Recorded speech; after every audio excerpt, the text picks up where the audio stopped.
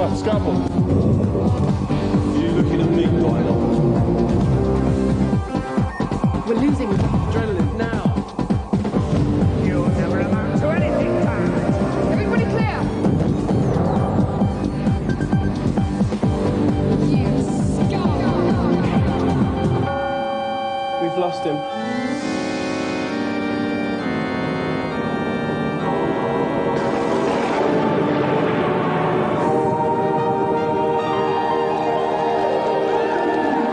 Good day to you viewers, and I'm not lying there, because there's a certain smell in the air. Is it the smell of ripened fruit? Is it the smell of freshly cut flowers? No, that smell is cup final atmosphere, a smell more rarefied and intense than my ridiculously expensive gentleman's cologne. That's because today sees the final of the GamesMaster football tournament featuring Phil Babb and Dean Holdsworth. But there's another, less than lovely odour lingering, the smell of fear. And all the pants in heaven are rapidly filling up in anticipation of the executioner.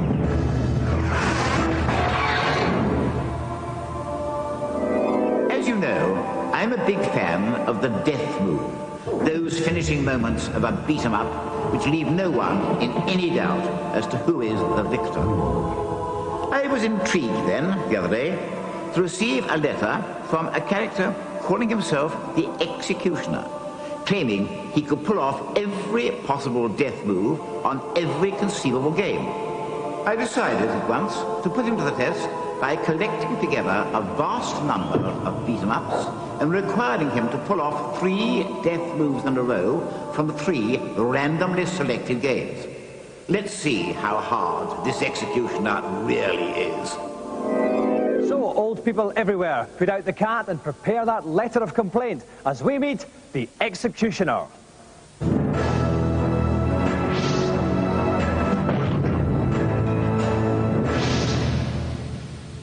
Welcome to the show, executioner. Nice to meet you. Now, I have to say you're a wee bit small for an executioner. You're kind of like a Fiat Cinquecento of the execution world. Well, do you really think so? Well, I am the best games-playing maniac in the world, and that is why I'm here. Okay, and the outfit, where did you pick that up? Well, come to think of it, my mother made it for me. Right, okay, that's fine. She's obviously done a fantastic job there. And you do reckon you can pull off any death move in any game, yeah? Any game. Well, we're going to put that to the test. Ladies, the bag, please. In this bag, we have 12 beat-em-ups. That's a total possible combination of 147 death moves. I'm going to ask the executioner to pick 3 of them at random, then he's going to have to pull off the death moves for the characters we've secretly allocated in each game. So, executioner, 3 games, please, from the bag. And we have Mortal Kombat 3, Primal Rage, in your own time, executioner. Bit of glove fumbling there, thank you very much. And finally, Killer Instinct. Those are the 3 games while the executioner gets ready to execute, and we'll find out finally whether he is just in fact a sad wee small guy with an inferiority complex. Let's cast a quick glance newswards. Proof that the next generation consoles have made their mark was provided this week with the news that PlayStation title Destruction Derby has become the fastest selling CD-ROM ever, shifting 10,000 copies in a fortnight. The release has been accompanied by an ad featuring an attractive lady draped over a TV, the kind of gratuitous titillation that we at GamesMaster find thoroughly disgusting. Meanwhile, Sony's arcade partners Namco are putting the finishing touches to their latest beat-em-up, Soul Edge, a Tekken Hugs Toshinden type situation, with 3D graphics and special moves that make French nuclear testing look dull in comparison. Soul Edge will be in arcades next year, with a PlayStation version following sometime later. Are you frightened by technology? Nah, didn't think so. Games on the Net is a new video that sets out to explain how to find and play multiplayer games on the internet. It's pretty useful and features the most mutated presenter ever in the bizarre facial shape of Davey Winder. The Yahoo site actually makes me shout, Yahoo! Every time I connect to it. Watch. Yahoo! It's out on November the 20th. We have the executioner here who reckons he can pull off any death move in any game ever invented. We're trying him on 3. Dave Perry is standing dangerously close to help me out. Dave, I'm going to call you boss. this Boss challenge? is fine. It's suitable for the challenge, I think, Okay, as well. Dave, so generally, what is the tough thing about fatalities to pull off? It's definitely the adrenaline rush you get at the end of a fight. You've had a hard fight, you've battled through 2 or 3 rounds to beat your adversary, and all of a sudden you've got a split second to remember this intricate move. And when that move becomes instinctive, that's the mark of a great fighter. And do you think he'll do it? I think he'll do it. This man is awesome. Okay then, thanks Dave. Right, best of luck, Executioner. He has to pull off 3 fatalities in a row, and he gets the joystick. Anything less, and it's Sayonara Executioner. Best of luck. Let's go to the first fatality on Mortal Kombat 3. The character we selected for Mortal Kombat 3 on the PlayStation is Cabal. The Executioner will need to show mercy to his opponent before he can pull off the death move we've chosen, the Mutant Rhino Animality. Cabal win. So off the Executioner goes. He's playing Cabal on the left-hand side. The guy, what would you call that, Dave? Some kind of mask and hood type thing? It's a very strange arrangement, isn't it? Very much like the Executioners himself. Maybe they're cohorts or something. Okay. And at the moment, I thought it's fantastically relevant to this. His energy level spike. You can see at the top part of the screen. It's all fairly blue, so he's doing okay just now. But here it comes. Well. Here comes the fatality now. Which is the secret. No, it's not. He's got to show mercy first if he's going to pull off an animality, which is what the GamesMaster set him. Okay, so now what's this mercy one given then? Well, it's given her the energy back. She can come back into the fight. Now he's finished. Now he goes, and this is going to be the animality. And here it goes. The screen's gone dark. And beautiful. Mutated radioactive rhinoceros fatalities ahoy there. The Executioner does the first fatality correctly. Now we move on to fatality number 2, which is on Primal Rage. For Primal Rage on the 3DO, we've selected professional big hairy monkey bloke character Blizzard, who specialises in the oh my god, he's gone right over the moon mega punch.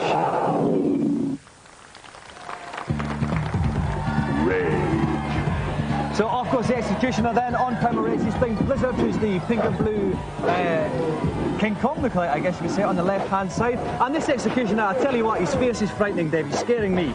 He is very, very scary, and he's piling into Armadon, who is the dinosaur. And he's really, really bloodletting on the ape. And what he's got to do, obviously, he's got to weaken the dinosaur. We want to see him start staggering. And then he's going to go for the to the moon fatality. Okay, let's see. He doesn't have, his opponent doesn't have that much energy left. This Executioner really is as fearsome can be, and there's no doubt about that at all. Here he goes. Here he goes. Here comes the stagger. Is he going to stop punching? There we go. He's punching him in the face. Now watch the background. He's going to punch him into the air and he's going to disappear into the background. You're going to watch carefully. It's a punch frenzy. Where's that perspective? There he goes. Into the drink there. The second fatality conquered successfully. Let's move on to number 3 on Killer Instinct. For this, we've got Orchid and her immodest unzip move, which forces her opponents to take a testosterone tumble. Dave, how tense is the Executioner going to feel just now? Well, your average game player would be very, very nervous at a challenge of this magnitude, but the Executioner has nerves of steel. Okay, well, let's see how he does on that. We're coming up. He is going to be playing Orchid, who is the lady in the fantastically fetching green outfit. On the left-hand side, playing against some kind of, what is his name, Dave? Saberwolf. Saberwolf, aptly named because he has a wolf and he smells like a saber. I have no doubt. Now, the thing with Killer Instinct that you're looking out for is the combos. They can put some awesome combos together, and the Executioner will be looking to show off on television, obviously. They'll be trying to put some really large combos together. Some nice leg and sword orientated action there, Dave. There you go, that's a killer 16-hit combo. Okay, now he's going to have to play through the whole game to get this fatality, isn't he? He is. He's going to have to go all the way to the end. He's taken 1 bar of Saberwolf's life already. He's only got to take another bar.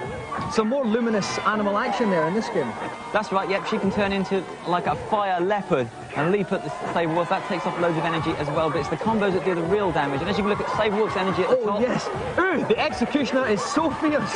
I don't know if I can take much more fierceness. We're very, very close to that end move. I'm too young and I'm too bald. The energy bar's very low and Saberwolf, we must be getting close now, Dave. Is the move for all the lads. Here it comes. Back, forward, quick punch. What's she going to do? And she's blown out. That's a rubbish fatality, which means that the Executioner's challenge has ended in dismal failure. So, Executioner, if patheticness was measured in ice cream, you have 2 scoops as big as Birmingham, I reckon, after that. What was your excuse? My excuse? It was just a bad day. I don't care what's happened here today. I'm still the world's best games player, and I am the Executioner. Any chance of saying that less melodramatically, Executioner? Maybe is this your next career change? You're going to drop the Executioner and become Pantocutioner or something? No way. No? I'll be back. GamesMaster will see me again. I guarantee it. Okay, well, thank you very much for joining us, Executioner. Maybe next time you can come on as the bloke who puts the fluffy bits in fluffy toys, and that might be a little bit more apt. But thanks anyway, that's enough of him. We don't need to take up any more of our time with that whatsoever. Now, there's been many great double acts in history. Morecambe and Wise, Vic and Bob, Bill and Ben, neither of whom are going to be turning in their graves at the prospect of our very own Rick and Dave reviewing combo. First up on PC CD-ROM, Endorphin, the game that caused all that controversy a while back with more subliminal messages than my disco dancing. Endorphin and a fun more like it. You have to go through hundreds of incredibly tedious levels of grids where one square on the grid will be a different colour and you have to guide your block with its multicoloured sides so that the top side is equal to the same colour as that square. No, this game really is dull. It's like a Rubik's Cube for the brain dead. And people seem to be worried about some subliminal messages going through it, driving their kids into a trance-like state. Actually, that state is called boredom. They say this game is controversial due to its subliminal messages, but the only controversy about this game is why anybody deemed to release a game of this complete pantness in the first place. Oi, Rick, I'll do the pant jokes around here.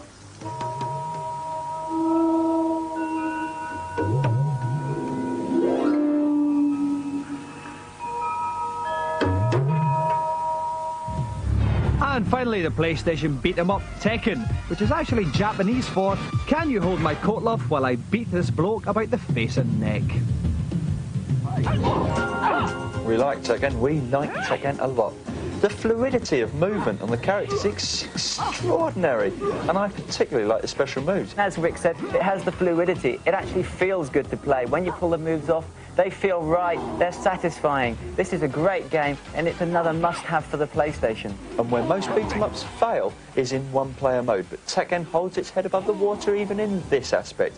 Each character has their own special end-of-level boss that you have to defeat right at the end of the game. I'm telling you, it's awesome.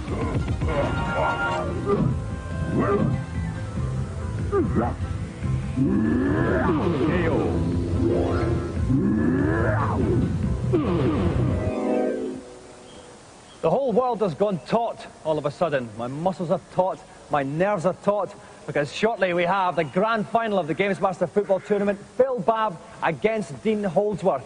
The girls are going to try and relax me while we take a short break. Oh, that is fantastic, guys.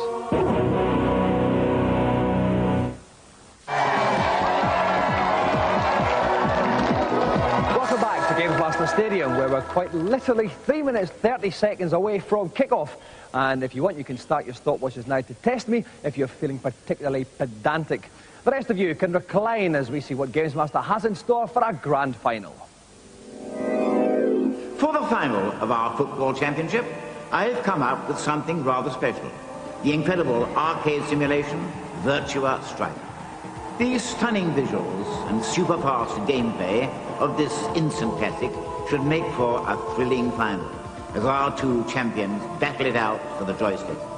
The action will last 1 minute and 45 seconds, and as always, in the event of a draw, the winner will be decided by penalties. So let's spew forth no more idle banter and immediately welcome onto the hallowed GamesMaster turf our two finalists, Phil Babb and Dean Holdsworth.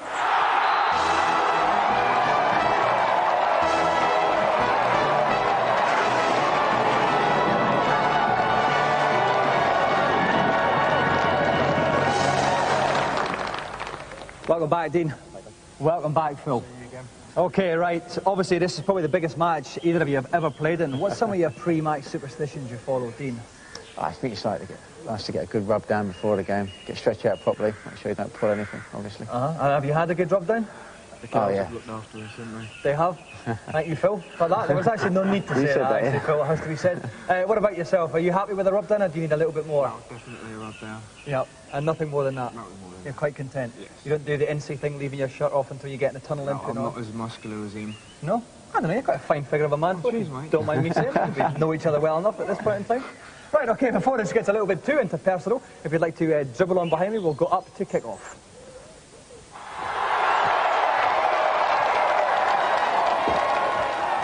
And the punter's favourite, Rick Henderson from PC Review, is joining me for the final. Rick, obviously football is going to be the winner today, but how do you score? Well, what they've got to try and do is get it onto the flanks and cross it in. It's going to be a very, very tight battle in the middle of the park. Also, when you pass, look for the short pass. And when the player's running, he'll look to where your other player is actually positioned to try and pass it in that direction. OK, thanks very much, Rick. Right, best of luck, Dean, best of luck, Phil. Whoever is in the lead at the end of the game will win that golden joystick. Let's go to kick-off. So Dean's in the blue of Italy and Babb's in the yellow of Brazil. We're playing 1 minute 45, just a single period. Oh, there's a free kick already, Rick. Only he is. He's only the one. Never mind, Rick. All right, we'll resume normal service as soon as possible. Right, it's a throw into Italy. Suddenly I realised that English wasn't my first language. But no, he's going down the flanks, which is the... Phil Babb attacking. He can see a man coming from behind. If you saw that, he was actually looking behind himself. OK, free kick. He's gone for the shot. Oh, he's just narrowly passed there by the Babbster. You reckon corners are a good way to score in this? Corners are an extraordinarily good way. All you have to do is swing it into the far post, and there'll always be a man ready to head something in. OK, we've haven't had many at all. That's a terrible foul there by Phil Babb. A lot of bad play, bad. OK, now here comes the free kick. It's a shot when this... Oh, it's kind of depends on the wheels, but it's an atrocious shot. He tries to pass it into the goal, but passed it to the corner flag, I think you'll find. OK, we've got 31 seconds left, still no score. It's another useful looking ball from Italy. It's a bit of a scramble. Oh, the Brazilian defence played well there, though. Up the flanks again, though, for Phil Babb. Rick. See, they're passing it around. That's the key to how to win this game. And running out of play is not the best way. OK, 17 seconds left here. Not much time. That's That's a good position. It's a good position for a free kick. He may be able to turn this into the top right-hand corner here. OK, here he goes. He's lining up. Yeah, it's a lovely little chip. It's through. Oh, he's got a second chance for the shot. He takes a shot. No, just wide. The time is ticking away. We're into injury time. I don't think the goalkeeper saw a lot of that ball there. I don't think he did. I think we're sliding down penalty road rapidly here. Babster's got another chance. He puts his speculative ball forward, but it's speculative in the extreme. He's certainly avoiding. A little bit dangerous pass back at the end, but the final whistle goes, which means it's 0-0. We're going to penalties. So it's very tense here as Italy steps up for the first penalty. That's Dean Holdsworth, probably feeling a little bit tense there. He's about to start his run up there. Takes the shot straight at the keeper, who gathers it and saves it comfortably. So Phil has a chance to go one up here. Tries to change the angle, a little bit different here. Yes, straight in there in the middle. Dean Holdsworth steps up for the second penalty. It's his best of 5 here. Oh, calmly slots that one in. Typical full-back penalty, really. It certainly is. Don't put much power. Oh, that's a great save. It's all level. It's 1 penalty all. And Dean Holdsworth slots in that one. It's 2-1 to Dean. Here comes Phil. There he goes. Oh, good save. Fantastic, with the bottom part of his elbow. 2-1 to Dean. And he's still in it, because that would have won it for Dean. Still 2-1 to Dean. Here comes Phil. He's got to score this, really. And he does. OK, this is it. It's 2-2. It's down to these 2 kicks.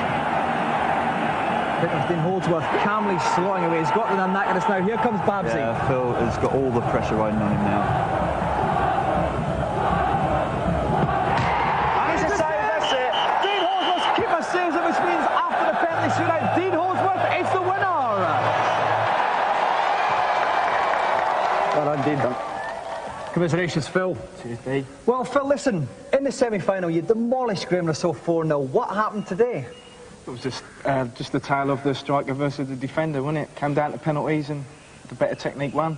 It was a bit unfortunate for you. Dean, what were you thinking when you came at that penalty shootout? Did you reckon that you had the gumption to see it through? I think so. The cliche is you're happy to be there, but when you're there, you might as well, you know, win it while you're there. And it was nice, obviously, to win on the shootout. It certainly was. And thanks very much again for coming on over the past couple of weeks, guys. Unfortunately, there can only be one winner. And the winner of our annual GamesMaster football tournament, who will go home with a GamesMaster golden joystick, Dean Holdsworth.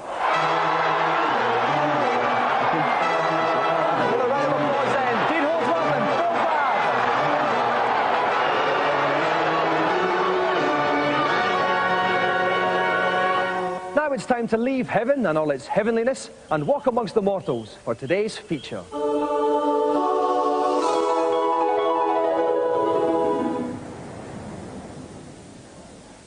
We're here at Magic Edge in Silicon Valley, top multiplayer action simulation type situation.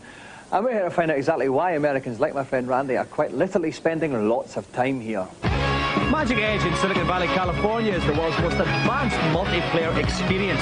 Up to 12 would-be pilots bundle into large articulated pods and engage in some Top Gun-style dogfight situations. The Magic Edge Centre itself is designed to add to the sense of realism, encouraging the kind of unironic enthusiasm only Americans are capable of. With teams, leagues and special call signs, everyone seems to take it very seriously. Now, Gerard, you're actually in the leagues that they run here. How do they work? Well, they have two different leagues. They have a league for cadets, and then they have a league for aces. Right, you're an ace. Right, yeah. Right. What's your call sign when you fly? Saxon. Saxon, why? Yeah. It just seemed like a good war name. How much money have you spent then on this from day one? Oh, probably in the 4 figures range. So over $1,000? Yeah, well, I've been flying for a year. Right, Nicole, unless I'm very much mistaken, you are a lady. And last time I looked, yeah. There's not a great deal of them in this place. Why is that? Well, perhaps it's because of the physical attributes that most of the gentlemen possess here. How much time then would you say you spend here in a week? Not as much as you know, the frequent customers. I come here maybe like twice a month. Yeah. I really enjoy it, but I don't want to overdose on it. Sure. Yeah. Sure.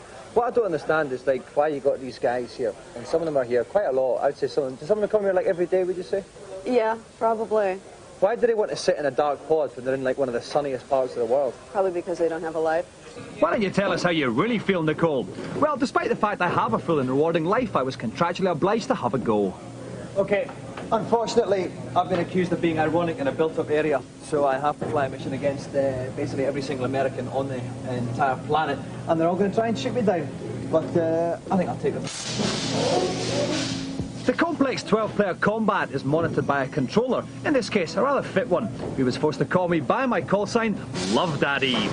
Being a highly decorated combat pilot in real life, of course, but I don't like to talk about it, I took to my jet fighter like a duck to water, sort of. I'm trying to confuse the Americans by flying very badly. Love Daddy? Sorry? Switch your weapons to your missiles. Okay, Love Daddy, you're the closest one to me. Okay, American guys, come and get it if you think you're hard enough. Unfortunately, I hadn't realised the Americans had been quite literally holding back. Hey, pilot, you have permission now to shoot down Love Daddy. Oh no, we hit!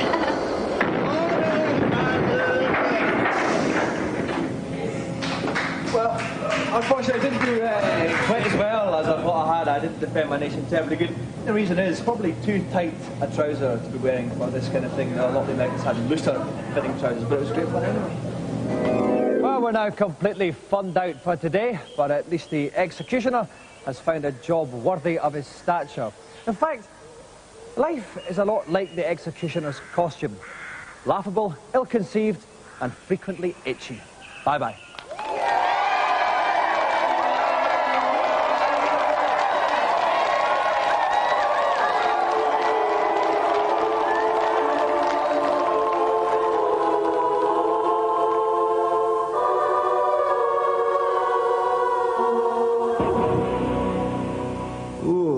Cantona.